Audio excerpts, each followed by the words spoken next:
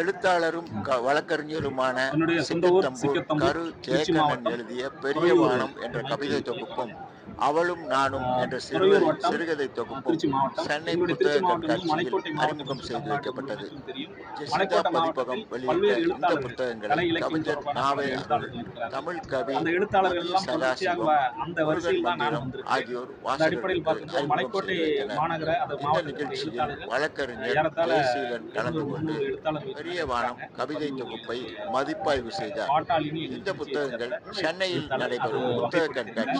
கண்காட்சியில் அந்த ஆதி அடிப்படையில் திராவிடர் பார்க்கும்போது மற்றும் தொடர்ச்சியாக பழங்குடியினர் துறையினரால் அமைக்கப்பட்டுள்ள அரங்கிற்கான அறம் சாலை நாங்கள் விற்பனைக்கு வைக்கப்பட்டுள்ளது.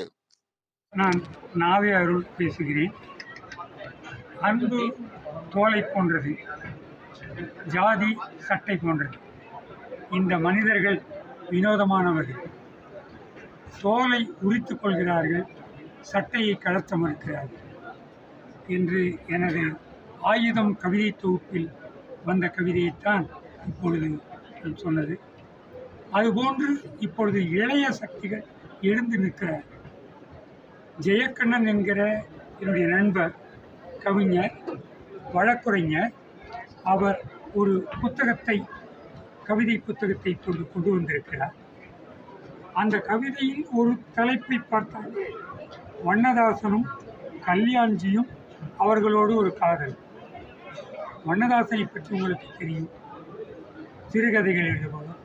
அதே வண்ணதாசன் கல்யாண்ஜி என்ற பெயரில் கவிதைகள் தருகிறார்.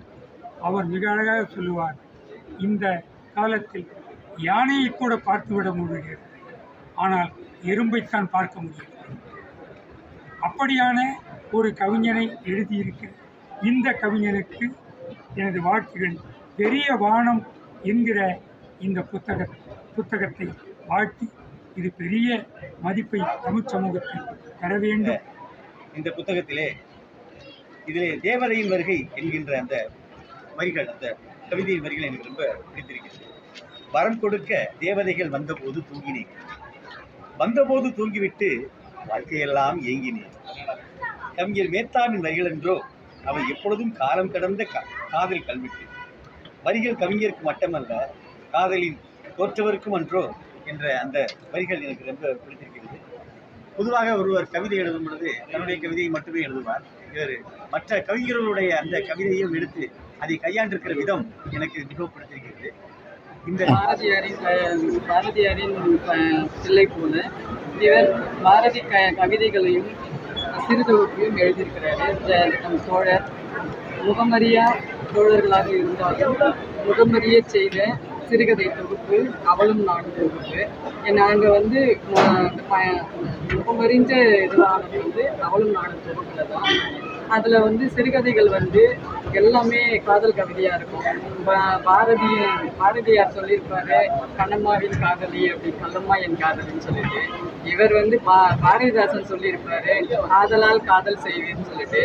இவர் அவரோட பரம்பரை வழியாக தந்தையும் காதல் அதாவது கல்யாணத்துக்கு முன்னாடி ஒரு பெண்ணை காதலிச்சிருக்காங்க. அதே பரம்பரை வழியா இவரும் அதே மாதிரி ஒரு காதலி பண்ணி சிறுகதைகளை எழுதியிருக்கிறாரு. அருமையான கோர்வைகள். அதில் வந்து 10 சிறுகதைகள் இருக்குது அவளும் நானும் தொகுப்பில். 10 சிறுகதையில் வந்து எனக்கு பிடிச்சது வந்து தந்தையின் தோழி அப்படின்ட்டு. அதில் வந்து அவங்க அப்பா தவறினதுக்கு அப்புறமா இவர் அவங்கள வந்து அம்மாவாக ஏற்றுக்கிட்டு அவங்க வீட்டிலே கொண்டு போய் வச்சுட்டு அவங்க வந்து திருமணம் ஆகாமல் இருக்கிறாங்க. இவரோட பிள்ளைகளை பேரன் பேத்தியாக வச்சு அவங்க வீட்டிலலாம் வச்சது, அதெல்லாம் அது வந்து கொஞ்சம் குடும்ப சூழ்நிலை எனக்கு பிடிச்சிருக்குது.